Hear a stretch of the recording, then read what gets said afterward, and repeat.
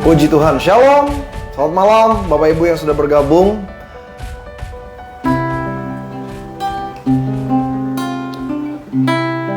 Shalom semuanya.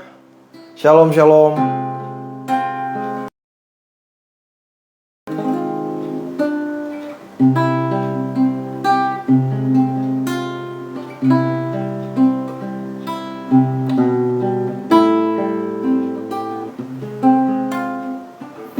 Makasih buat setiap Bapak Ibu Jemaat Tuhan yang sudah menyediakan waktu untuk bergabung sama-sama. Malam hari ini kita akan sama-sama kembali doa. Kita akan kembali merenung sebelum kita istirahat, mengakhiri sepanjang aktivitas di hari Kamis ini tanggal 22. Dan gak berapa lama lagi kita akan masuk di ibadah hari Minggu. Dan tentunya di masa-masa PPKM seperti ini kita masih dalam ibadah tatap wajah.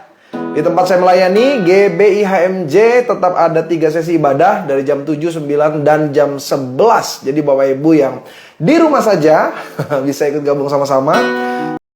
Dan itu hari Minggu ya. Tapi sebelumnya sama-sama hari ini kita kembali bawa dalam doa-doa kita. Saya juga mau menguatkan Bapak Ibu yang sedang isolasi mandiri, yang terkapar di rumah sakit, saudara yang sedang dalam keadaan lesu karena tantangan PPKM, saudara nggak punya pendapatan yang seperti seharusnya. Beberapa jemaat kasih report mereka sedang ada masalah dalam pekerjaan, mereka dipecat PHK bahasa halusnya. Dan saya mau bilang tenang, kalau Tuhan sudah buka pintu, tidak ada satupun yang bisa menutupnya. Berkat Tuhan itu pasti. Karena itu jangan pernah khawatir. Kalau burung di udara Tuhan pelihara, apalagi kita anak-anak kerajaan Allah, Tuhan sediakan yang terbaik bagi setiap kita. Haleluya. Kita satu dalam doa. Di tempat dimana saudara menyaksikan, sama-sama siapkan hati. Kita nyembah Tuhan. Walaupun kita nggak bertatap wajah, saya cuma bisa ngelihat Bapak Ibu melalui nama-nama yang muncul. Shalom sekali lagi buat yang baru gabung. Sama-sama kita berdoa, kita mau menyerahkan hidup kita sebelum kita beristirahat di malam hari ini. Haleluya. Bersyukur Tuhan, Engkau Allah yang luar biasa bagi kami. Tidak ada Allah lain yang seperti Engkau Yesus. Engkau sumber segala-galanya. Engkau sumber damai sejahtera. Engkau sumber kekuatan kami. Engkau sumber kesehatan kami. Engkau sumber pertolongan kami. Malam hari ini Tuhan, dimanapun umat-Mu berada Tuhan, di tempat dimana mereka tinggal, di tempat dimana mereka duduk atau berbaring Tuhan, biarlah Engkau menjumpai mereka. Hadirat Tuhan menghapus air mata mereka, mengganti dengan kekuatan dan pengharapan yang baru di dalam Tuhan. Bahkan setiap mereka yang sakit, dalam nama Yesus, hari ini hadirat Tuhan memenuhi keseluruhan tubuh jasmani mereka, dari ujung kepala sampai ujung kaki, sehingga bilur-bilur Kristus menyembuhkan sakit mereka. Mereka yang sedang kekurangan, mereka yang sedang khawatir akan hari esok, dalam nama Yesus, hadirat Tuhan membuat kami melihat dengan mata rohani kami. Yesus menggandeng tangan kami menuju setiap kemenangan yang Tuhan rancangkan bagi kami. Dalam nama Yesus, dalam nama Yesus. Yesus, kami sembah Engkau. Oh, kami datang Tuhan malam hari ini di hadapan-Mu. Terima kasih Tuhan, terima kasih Yesus. Hadirat-Mu Tuhan, ku rasakan kekudusan-Mu Bapa, penuhiku. Ku rindu selalu diam dalam bait-Mu, menikmati kasih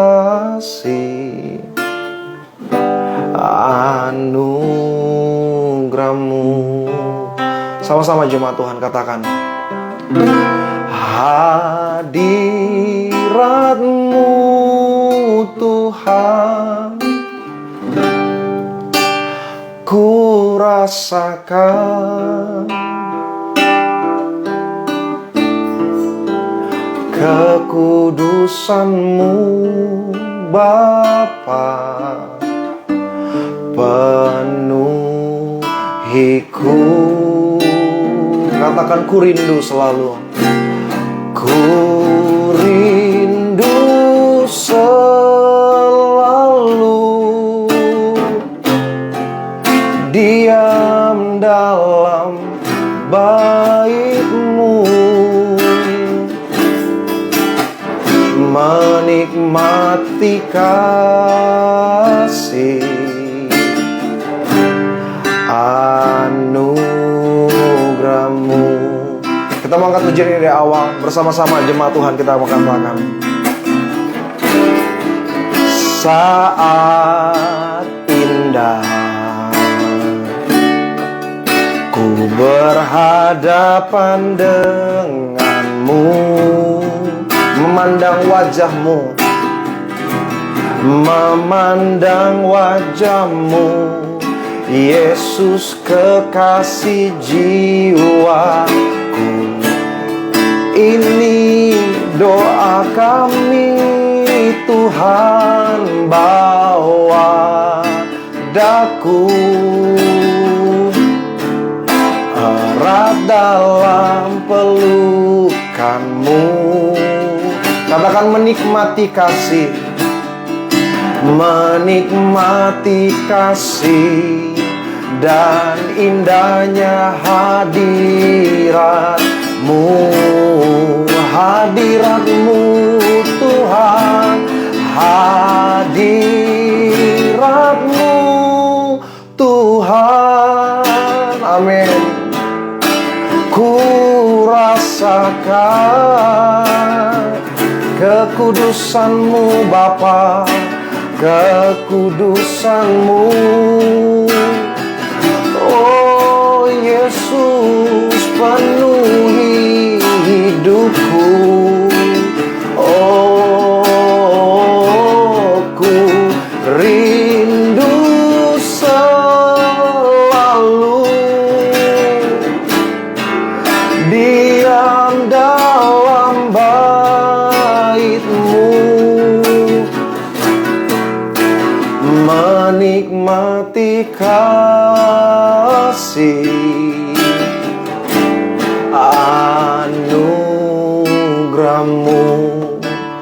Malam hari ini Tuhan, kami tidak akan istirahat sebelum Engkau menjamah hati kami Tuhan. Malam hari ini Tuhan, kami tidak akan melepas lelah kami sebelum Engkau datang menjamah kami Yesus. Kami rindu hadirat-Mu, hadirat-Mu yang memberi semangat dalam hidup kami, hadirat-Mu yang melepas setiap beban dalam hidup kami Tuhan. Biarlah pujian kami malam hari ini Tuhan menjadi doa kami Yesus. Saat indah ku berhadapan dengan-Mu, katakan memandang wajah-Mu, memandang wajah-Mu, Yesus kami panggil nama-Mu, Yesus Tuhan. Katakan bawa daku erat dalam pelukan-Mu, bawa daku erat dalam pelukan-Mu, menikmati kasih, menikmati kasih dan indahnya hadirat-Mu. Mari saudara, angkat suaramu di hadapan Tuhan, katakan hadirat-Mu Tuhan. Ku rasakan kekudusan-Mu Bapa, kekudusan-Mu Bapa. Amin. Penuhiku, oh ku rindu selalu diam dalam bait-Mu. Katakan menikmati kasih, menikmati kasih. Oh, anugerah bersama, katakan hadirat-Mu Tuhan, hadirat-Mu Tuhan. Oh, ku rasakan Yesus, Yesus Tuhan, kekudusan-Mu Bapa, penuhiku. Oh, ku rindu selalu, amin, diam dalam bait-Mu. Katakan menikmati kasih,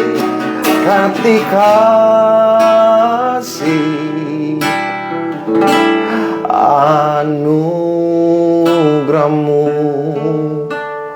Saya mau ajak setiap jemaat Tuhan, Bapak Ibu dimanapun engkau berada. Kalau engkau beberapa hari terakhir ini engkau hidup dalam rasa cemas, ketakutan, engkau bahkan merasa sendiri di tengah keramaian, sepertinya tidak ada siapa-siapa di sekitar saudara. Malam hari ini saudara, malam hari ini, biarkan hadirat sorgawi turun di tempat di mana engkau sedang duduk atau engkau sedang berbaring. Dan biarlah Yesus menjamah saudara. Saudara yang sedang terkapar, engkau yang sedang isolasi mandiri, saudara yang sedang sakit di tempat perawatan khusus, hari ini mari bawa hadirat Tuhan di tempat di mana engkau berbaring. Kami panggil engkau Yesus, kami minta engkau datang Tuhan. Hadirat-Mu Tuhan, ku rasakan, katakan kekudusan-Mu, kekudusan-Mu Bapa, amin, penuhiku. Ini doa kami, ku rindu selalu, diam dalam bait-Mu, menikmati kasih. Katakan anugerah-Mu, anugerah-Mu. Nikmati setiap kata kalimat pujian ini, katakan hadirat-Mu Tuhan, ku rasakan, katakan kekudusan-Mu Bapa, kekudusan-Mu Bapa. Oh, penuhiku. Oh, ku rindu selalu, diam dalam bait-Mu. Katakan menikmati kasih, menikmati kasih, anugerah-Mu, anugerah-Mu. Oh, menikmati kasih, menikmati kasih, anugerah-Mu. Oh, menikmati kasih, menikmati kasih, anugerah-Mu, hadirat-Mu Tuhan. Oh, jamah hidup kami Yesus, kami sembah, kami puji, kami tinggikan, kami agungkan hanya Engkau Yesus Tuhan. Oh, kami muliakan hanya Engkau Tuhan, kami agungkan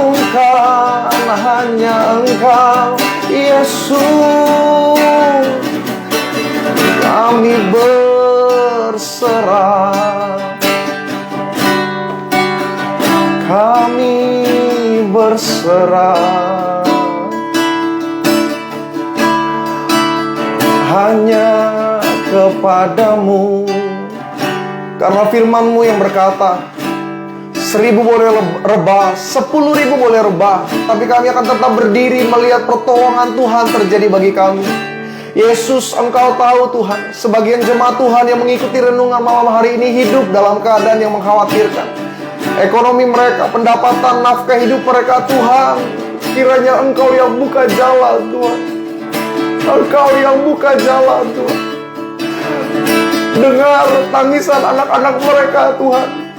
Dengar seruan istri mereka, Tuhan. Berkati dalam nama Yesus. Yesus, kepada siapa lagi kami berseru selain daripada Engkau, Tuhan? Kepada siapa lagi kami memohon selain daripada-Mu, Yesus?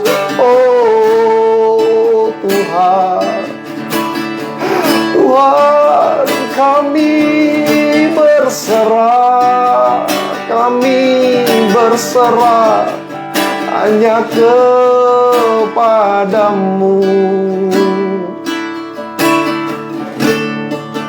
Yesus, Yesus Tuhan, Yesus, Yesus Tuhan, kami berserah hanya kepadamu kami berseru. Kami percaya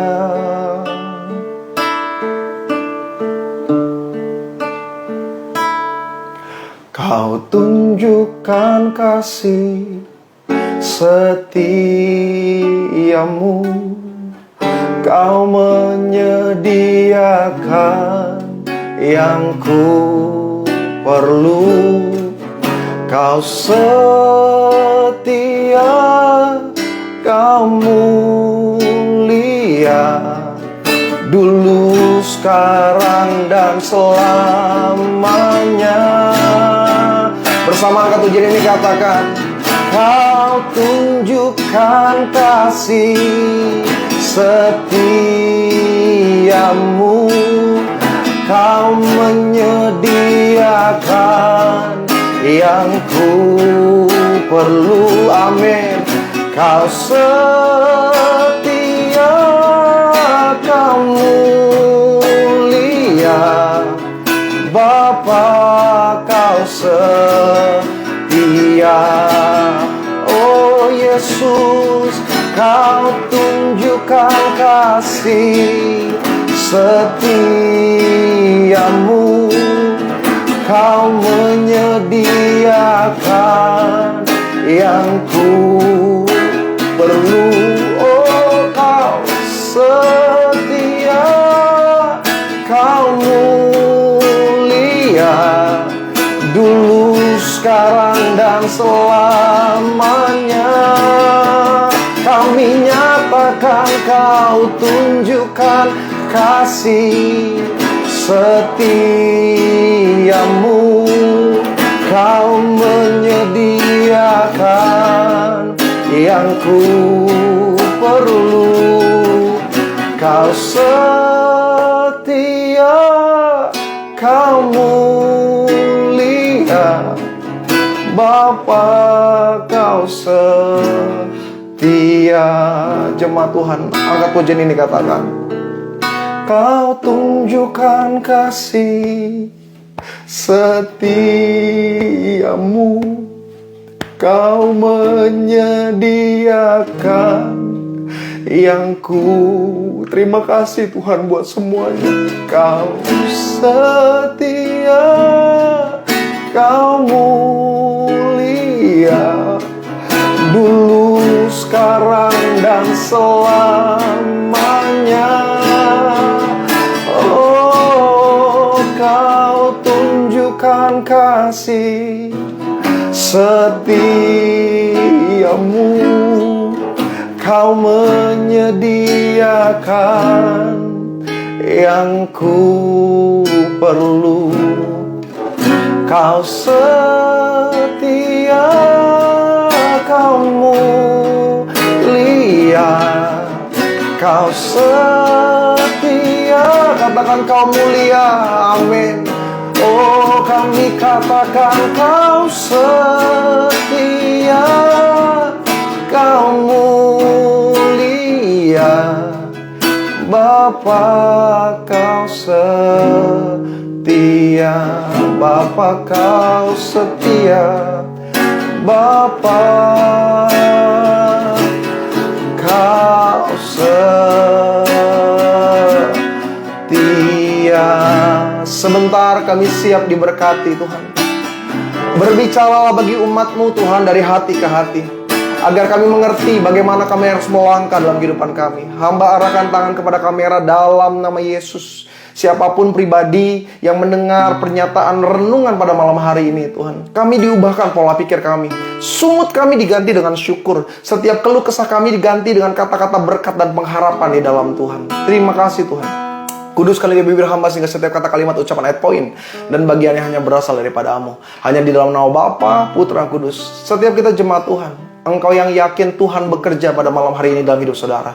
Bersama-sama katakan amin. Haleluya, puji Tuhan. Puji Tuhan, haleluya. Iya, luar biasa. Oke. Shalom buat Bapak Ibu yang baru gabung. Kita sudah masuk di dalam renungan firman. Beberapa jemaat masih tanya, Pak, kalau kita nggak ikut gimana? Jangan khawatir, saudara. Bapak Ibu masih bisa menyaksikan. Saya tetap taruh nanti di Instagram saya. Saya juga coba upload di YouTube. Saya baru bikin YouTube bukan karena saya mau cari subscriber. Saya cuma masukin data-data berkat renungan kita, karena saya berencana mau coba melakukannya setiap hari. Semoga nggak ada halangan, saudara. Tapi intinya cuma Senin sampai Jumat, karena Sabtu Minggu biasanya saya coba fokus di malam harinya untuk persiapan pelayanan hari Minggu.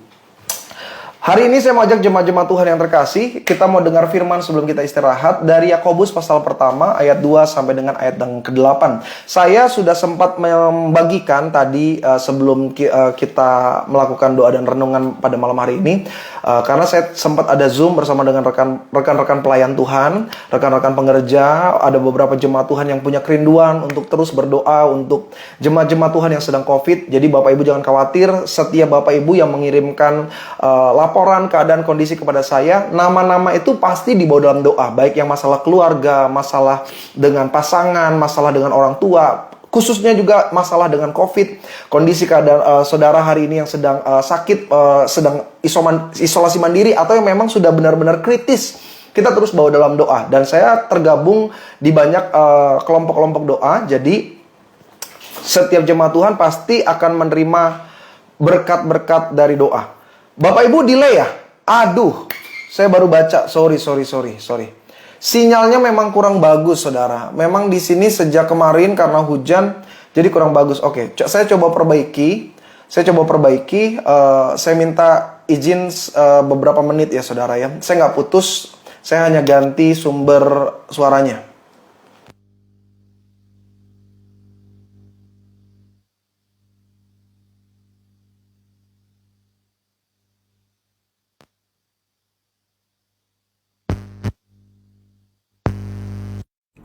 Oke. Iya. Sudah? Bisa lebih baik Bapak Ibu mendengarnya? Masih delay nggak? Masih delay ya? Aduh, sayang kalau delay. Karena nggak nikmat terimanya. Masih delay? Masih ya? Aduh. Sudah oke? Sudah oke? Sudah oke? Shalom semuanya, shalom. Udah nggak delay lagi ya? Sudah ya? Sip, mantap ya? Suara saya jelas? Oke, Yakobus pasal pertama, kita langsung masuk dalam firman. Yakobus pasal yang pertama, 2 sampai dengan ayat yang ke-8. Jemaat Tuhan yang terkasih, bisa perhatikan dengan baik. Inilah firman Tuhan kita sebelum kita istirahat. Yakobus berkata, saudara-saudaraku, anggaplah sebagai suatu kebahagiaan apabila kamu jatuh ke dalam berbagai-bagai pencobaan. Nah, Tadi sebenarnya saya sudah sempat sharing kepada rekan-rekan pengerja beberapa jemaat Tuhan tadi yang ikut tergabung dalam doa ayat yang saya baca. Kenapa saya pilih renungan ini disampaikan malam hari ini? Karena salah satu Bapak Ibu yang mungkin sekarang juga sedang menyaksikan, ada yang bertanya begini, pendeta, sebelum COVID itu saya sudah susah. Sebelum COVID itu saya punya pergumulan dalam mencari nafkah. Tuhan sudah izinkan saya mengalami banyak penderitaan dengan masalah perekonomian. Dan sekarang kondisi karena COVID ini semakin menekan saya. Dia sempat terus cerita, intinya dia bilang udah nggak tahu lah mau bagaimana. Dia sempat minta tolong sama saya secara finansial. Dia bilang, Pak tolong bisa nggak bantu dan lain sebagainya. Tapi inti pertanyaannya dia bilang begini, kenapa ya pendeta? Tuhan kok kayaknya izinin saya mengalami penderitaan yang terus menerus, kayaknya nggak ada akhirnya. Nah, saya yakin pertanyaan ibu ini adalah pertanyaan yang juga sama dialami oleh sebagian besar dari kita. Seringkali kita pengen tanya gini, kenapa Tuhan? Kok masalah saya nggak kelar-kelar? Selesai masalah ini, datang yang lebih besar lagi. Yang ini belum selesai, ada persoalan baru lagi. Seakan-akan doa kita tentang penjagaan perlindungan Tuhan nggak terjadi. Seakan-akan kita mau bilang, kalau memang Tuhan menyertai saya, kenapa penyertaan Tuhan tidak saya alami dan tidak saya rasakan? Karena persoalan demi persoalan terus terjadi. Nah, Alkitab sudah jawab ribuan tahun yang lalu. Yakobus katakan, saudara-saudaraku, perhatikan kalimat ini, anggaplah sebagai suatu kebahagiaan apabila kamu jatuh ke dalam berbagai-bagai pencobaan. Loh, Alkitab ajar hal yang berbeda. Buat orang dunia, kebahagiaan adalah ketika engkau tidak punya masalah. Kebahagiaan adalah ketika engkau tidak memiliki tantangan dan persoalan. Tapi Yakobus bilang, berbahagialah bahkan ketika engkau jatuh di dalam berbagai-bagai pencobaan. Alkitab gak bilang cuma satu pencobaan. Alkitab katakan berbagai-bagai, artinya lebih dari satu persoalan. Tapi kenapa kita bahagia? Nah, ini yang terus kita mau pelajari pada malam hari ini. Dikatakan begini, sebab kamu tahu bahwa ujian terhadap imanmu itu menghasilkan ketekunan. Dan biarkanlah ketekunan itu memperoleh buah yang matang, supaya kamu menjadi sempurna dan utuh dan tidak kekurangan suatu apapun. Tetapi apabila di antara kamu ada kekurangan hikmat, hendaklah ia memintanya kepada Allah, yang memberikan kepada semua orang dengan murah hati dan dengan tidak membangkit-bangkit, maka hal itu akan diberikan kepadanya. Hendaklah ia memintanya dalam iman dan sama sekali jangan bimbang. Sebab, perhatikan Alkitab katakan, orang bimbang sama seperti gelombang laut yang diombang-ambingkan kian kemari oleh angin. Orang yang demikian janganlah mengira bahwa ia akan menerima sesuatu dari Tuhan. Ayat terakhir, sebab orang yang mendua hati tidak akan tenang dalam hidupnya. Nah, tema renungan saya pada malam hari ini adalah karunia menderita. Sama-sama bilang sama saya, karunia menderita. Ini judul paling gak enak nih pendeta, tapi benar loh saudara. Saya mau ajak jemaat Tuhan coba lihat dari sudut pandang firman ya. Begini, dalam hidup manusia kita akan terima dua hal. Sebagai orang percaya kita akan terima dua hal. Yang pertama namanya talenta, yang kedua namanya karunia. Saya mau tanya, talenta dan karunia sama nggak? Beda. Talenta dan karunia dua hal yang tidak sama. Talenta diterima oleh semua manusia. Keyakinan apapun, ras apapun, warna kulit seperti apapun, talenta akan dimiliki oleh seseorang. Bahkan mungkin sudah dia pegang sejak dia lahir. Tinggal masalahnya dia mau kembangkan atau dia cuma kubur dalam tanah. Tapi intinya talenta itu tidak sama dengan karunia. Nah, karunia adalah pemberian daripada Roh Kudus. Saya baca firman-Nya. 1 Korintus pasal yang ke-12 ayat 11 bilang begini. Tetapi semuanya ini dikerjakan oleh Roh yang satu dan yang sama, yang memberikan karunia, perhatikan, yang memberikan karunia kepada tiap-tiap orang secara khusus. Jadi karunia itu tidak selalu sama. Karunia saya dengan jemaat Tuhan itu bisa berbeda-beda. Kita boleh satu gereja, kita boleh satu gembala, kita boleh terima firman yang sama, tapi karunia itu bisa tidak sama. Nah, jadi karunia itu diberikan oleh Roh Kudus. Dan salah satu perbedaan yang paling mencolok adalah talenta itu tidak bisa hilang, sedangkan karunia itu bisa hilang. Saya ulang sekali lagi, talenta itu tidak bisa hilang, tapi karunia itu bisa hilang. Talenta itu sama seperti skill, kemampuan lebih seseorang. Contoh, kalau orang main musik, Kalaupun dia nggak pegang gitar 5 tahun, tapi kalau dia bisa main musik, 5 tahun berikutnya dia masih bisa main musiknya itu lagi. Walaupun mungkin agak sedikit kaku, tapi lama-lama dia akan lancar lagi. Nah itu talenta. Talenta itu bahkan bisa tetap ada sekalipun keadaannya terbatas. Sebuah studi mengatakan seorang yang bisa main musik, contoh misalkan instrumen piano, satu kali mengalami kecelakaan, tangannya hilang. Dia bahkan masih bisa bermain piano dengan kakinya. Dia masih bisa mengerti nada yang bagus. Dia walaupun dengan terbatas, tapi sekalipun tangannya tidak ada, talenta itu bisa diteruskan dengan manifestasi yang lain. Kira-kira seperti itu. Tapi beda dengan karunia. Karunia ini berbicara perkenanan Tuhan. Kalau Tuhan udah berkenan sama saudara, kalau Tuhan udah berkenan dalam kehidupan saya, ada sesuatu yang berbeda yang orang akan lihat dari kita. Makanya Alkitab bilang dalam 1 Korintus minimal ada 9 karunia. Saya baca. Karunia yang ditulis dalam Alkitab tuh ada karunia berkata-kata dalam hikmat. Jadi ada orang kalau dia memberi nasihat itu kelihatannya bijak sekali. Kalau dia memandang satu masalah, kok kayaknya orang itu beda ya. Dia nggak ngelihat dari sudut pandang emosional, dia nggak hanya ngelihat dari subjektif gitu. Dia nggak hanya objektif, tapi dia subjektif. Dia terima karunia kata-kata hikmat. Jadi kata-katanya juga nggak nyakitin orang. Kata-katanya justru membangun.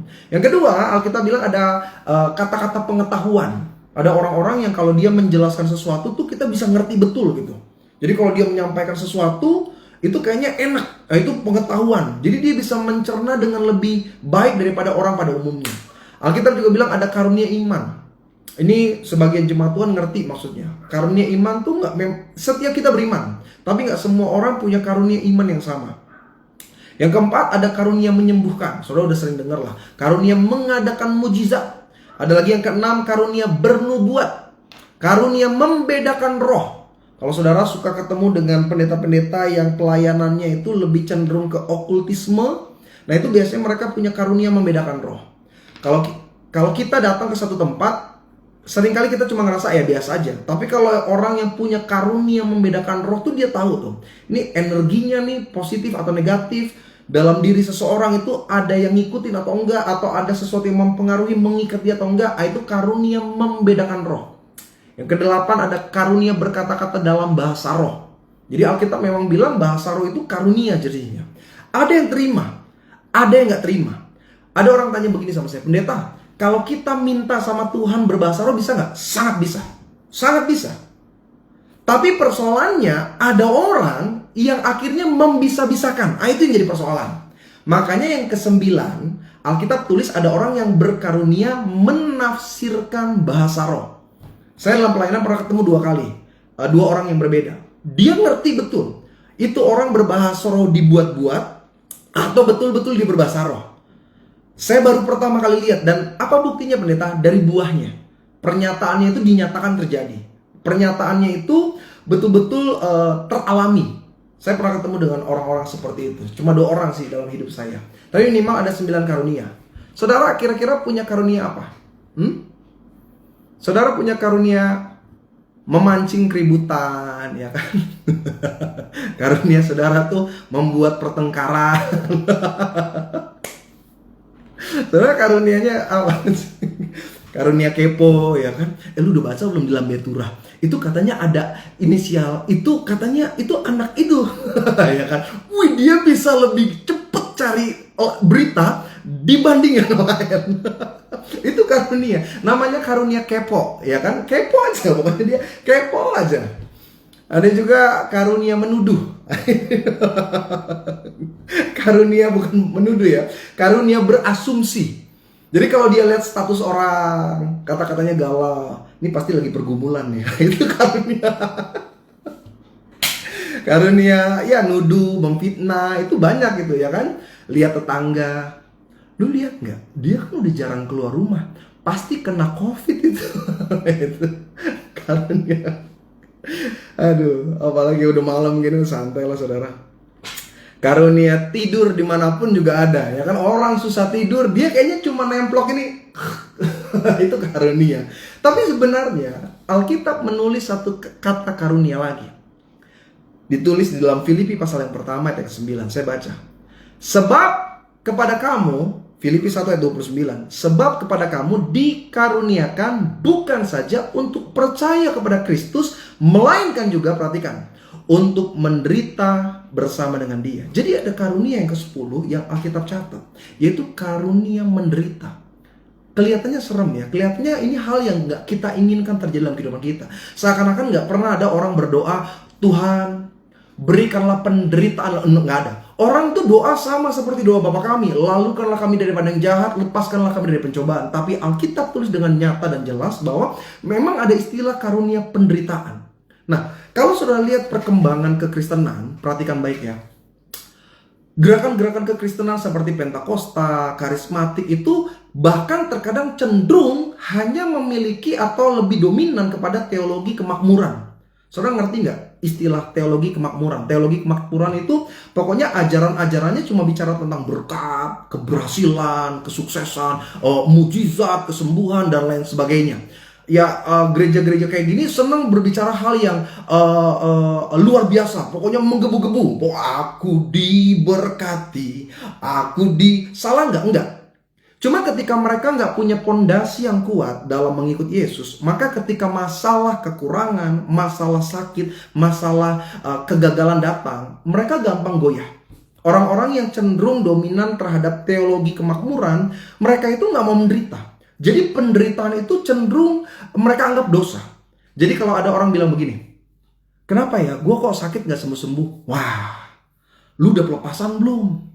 Lu udah pernah dibaptis belum? Yang ngebaptis siapa? Nah, seringkali cenderung mengarahnya hal-hal yang seperti itu. Kenapa ya usaha saya gagal terus? Kamu udah pakai minyak urapan belum? Udah. Berapa banyak minyak urapannya?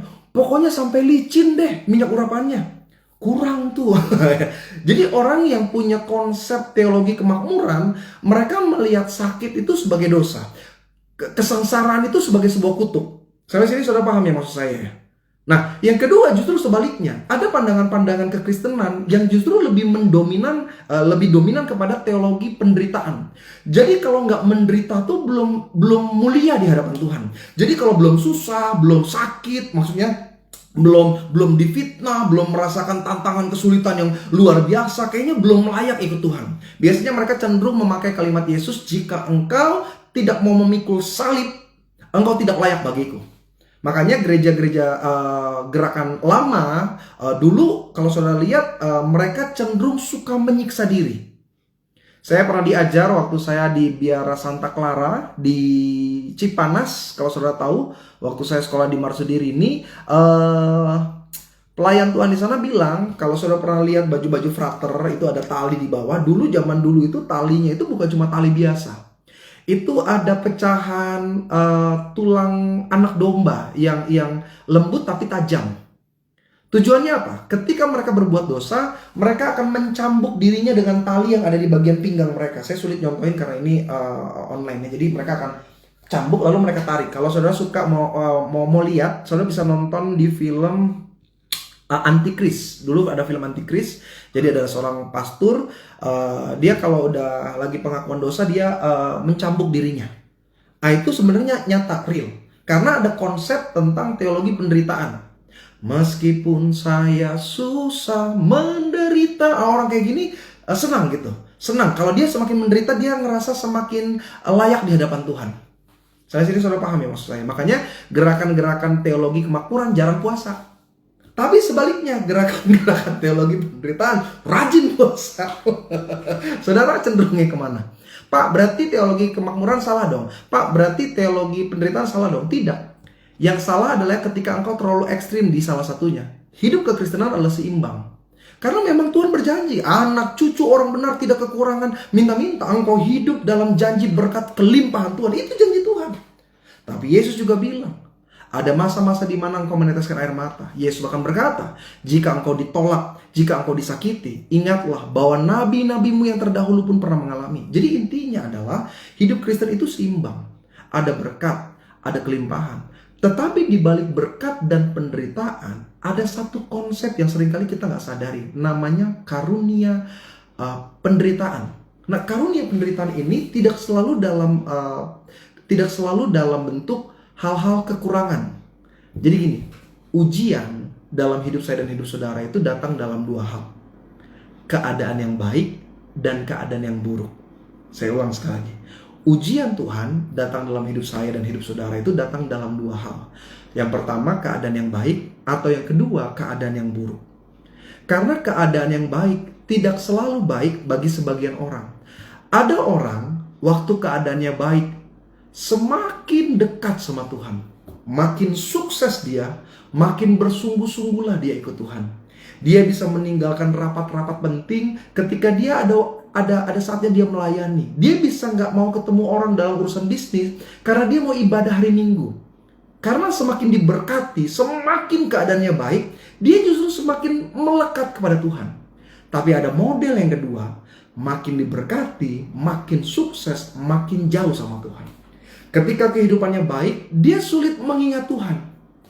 Makanya ada orang bilang begini, pendeta, kenapa ya saya kok kalau malam gitu mau baca Alkitab kok ngantuk aja bawaannya. Kayaknya kalau mau berdoa gitu saya nggak bisa konsentrasi. Pokoknya nggak enak aja doa gitu. Kenapa sih pendeta? Setan ya? Bukan setan. Karena lu nggak punya masalah. Itu aja ya kan. Karena orang kalau punya masalah, nggak ada tuh baca Alkitab malas-malas, nggak ada. Orang kalau punya masalah doa sungguh-sungguh. Yang nggak pernah berlutut. Karena memang keadaan baik bisa membuat kita lebih dekat kepada Tuhan, atau kita semakin jauh sama Tuhan. Begitu juga dalam keadaan yang tidak baik. Kita bisa menjadi lebih dekat sama Tuhan, atau justru sebaliknya kita semakin menjauh kepada Tuhan.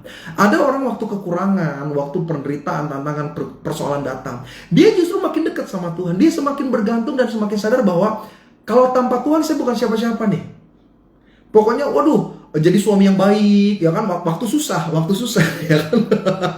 Model kayak gini hati-hati. Waktu sukses, waduh beda cerita. Dulu waktu susah, yang mijit istri, ya kan? Ya, tapi kalau waktu diberkati, yang mijit yang lain, ya. Itu gawat itu. Tapi ada yang sebaliknya. Waktu dia keadaan baik, dia dekat betul sama Tuhan. Tapi waktu dia susah, di sini dia mulai timbul kekecewaan. Di sini dia mulai timbul kepahitan. Dia mulai timbul ketidakpercayaan. Dia mulai bilang, saya doa atau nggak doa, saya tetap susah tuh pendeta. Saya doa atau nggak doa, saya tetap kekurangan tuh pendeta. Di sinilah perbedaannya. Dan penderitaan kita itu beda-beda. Tidak selamanya orang yang kelimpahan itu hidupnya lebih bahagia dari kita yang kekurangan. Saya ulang sekali lagi. Tidak selamanya orang yang hidup dalam kelimpahan atau dalam keadaan yang baik, mereka lebih bahagia daripada kita. Tidak selamanya orang yang punya, mereka mengerti makna hidup dibanding orang yang kekurangan. So bisa lihatlah berita-berita yang terbaru. Bagaimana bisa kita dengar orang kaya, orang punya segalanya, kehormatan, jabatan, dia punya mungkin hartanya nggak habis sekian keturunan, tapi kok bisa terikat dengan narkoba? Apa kurangnya? Seringkali orang bilang ya sampai nggak tahu lagi tuh pendeta mau pakai uang kayak gimana. Tapi benar, saya banyak bertemu dengan beberapa jemaat Tuhan, secara finansial mereka lebih berhasil dari sebagian besar dari kita. Tapi mereka nggak menemukan makna bahagia. Rumah tangga bertengkar. Coba saudara bayangkan dengan logika. Kan seringkali kita sebagai orang kekurangan bilangnya begini. Duh, saya kalau punya rumah bagus, keluarga saya pasti bahagia, saya pasti sama anak-anak pasti sukacita. Nggak selamanya. Ada orang punya properti banyak, rumah mewah, belum tentu ada hubungan yang mesra dalam keluarganya. Dan itulah penderitaan yang sedang mereka alami. Saya pernah ketemu satu istri, dia lari ke Surabaya. Ini kisah nggak akan saya lupa karena dia kabur sama orang tuanya. Orang tuanya coba selamatin dia, kabur, bawa ke Surabaya. Ketemu saya, sesi hari Kamis, saya cuma ketemu satu kali. Suaminya di Batam itu cukup sukses secara finansial. Saya selalu tahu nggak bagaimana perlakuan suaminya kepada istrinya. Uang itu nggak pernah jadi persoalan. Mereka ribut soal apa? Kalau kita kan ribut soal uang, ya kan? Uang aja ribut. Mereka tuh nggak ada masalah uang. Tapi persoalannya apa? Penghargaan yang nggak ada dalam rumah tangga itu. Jadi kalau suaminya mau kasih uang, itu nggak pernah dari tangan ke tangan. Dilempar di lantai. Betul, dilempar di lantai. Jadi kalau istrinya bilang, Pak mau bayar ini, saya perlu ini. Dikasih, bahkan dilebihin. Istrinya bilang, dia nggak pernah persoalan uang. Tapi kalau dia ngasih, dia lempar di lantai. Dia suruh saya pungutin.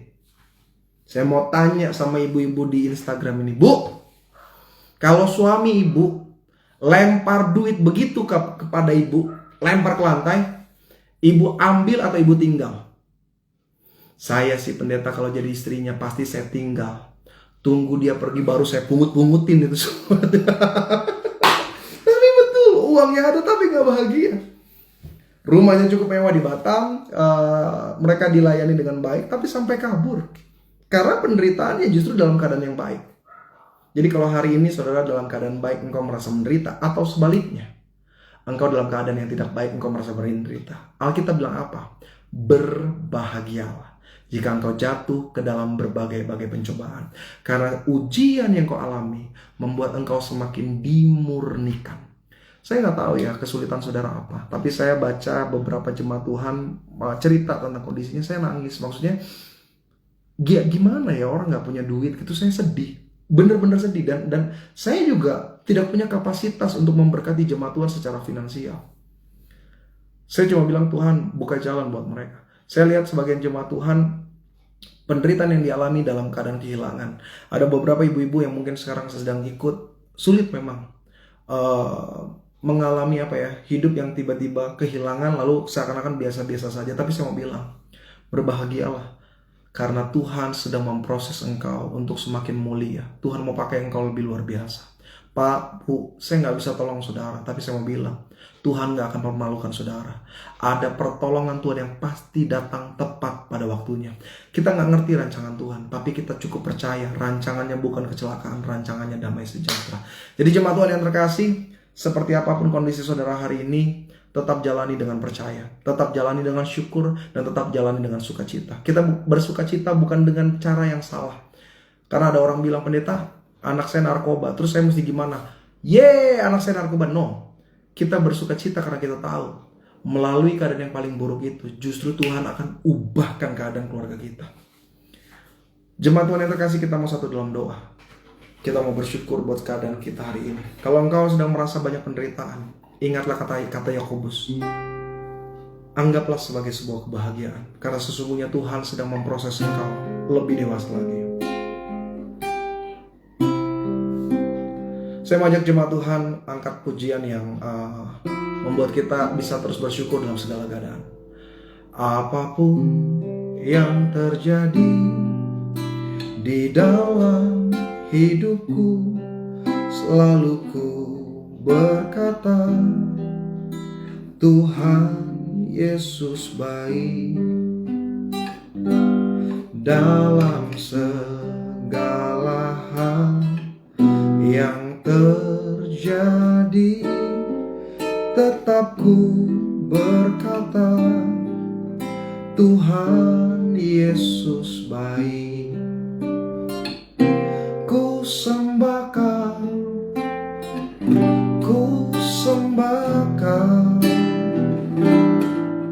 tak dapat ku membalas kasih-Mu. Ku sembahkan Bapa, ku rindu selalu menyenangkan-Mu. Kalau doa kita dijawab, kalau apa yang kita butuhkan kita miliki, mungkin akan lebih mudah untuk kita berkata Tuhan itu baik.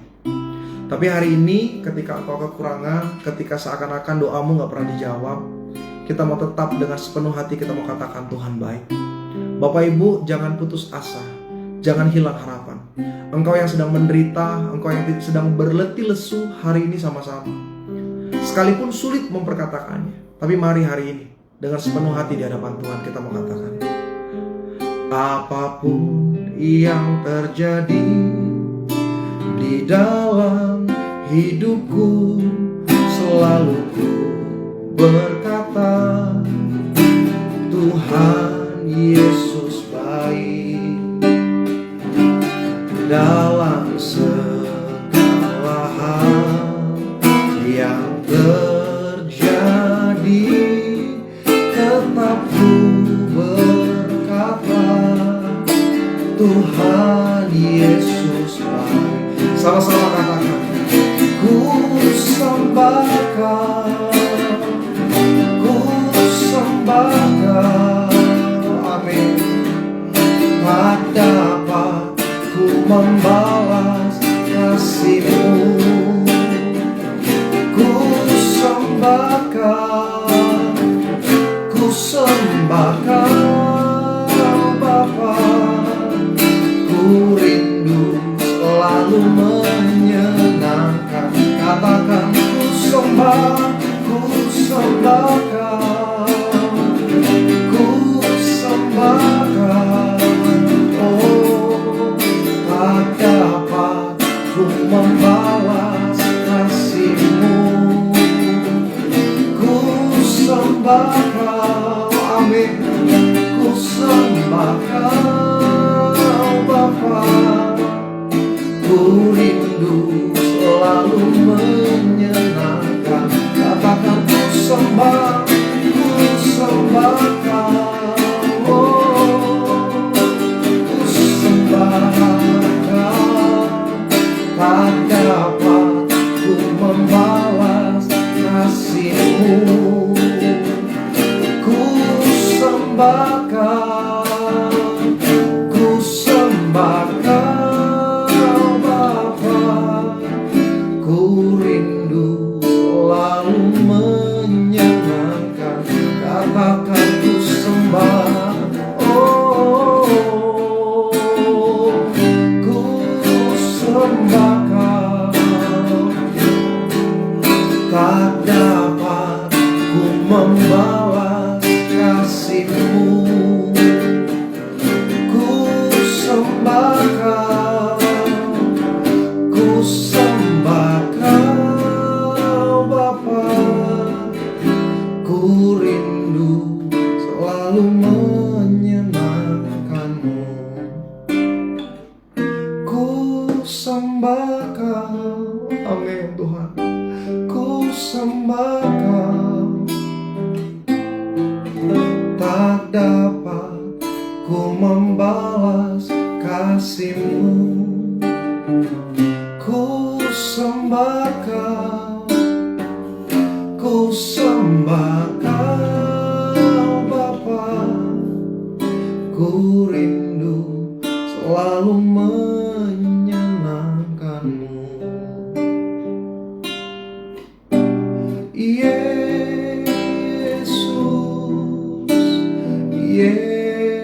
Yesus, Kau berarti bagiku. Oh Yesus, kami panggil nama-Mu Yesus.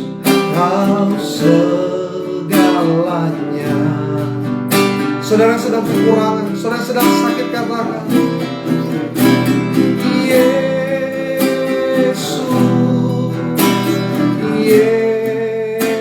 Yesus, amin. Kau berarti bagiku. Oh Yesus, kami panggil nama-Mu Yesus. Kau segalanya. Katakan Yesus, Yesus.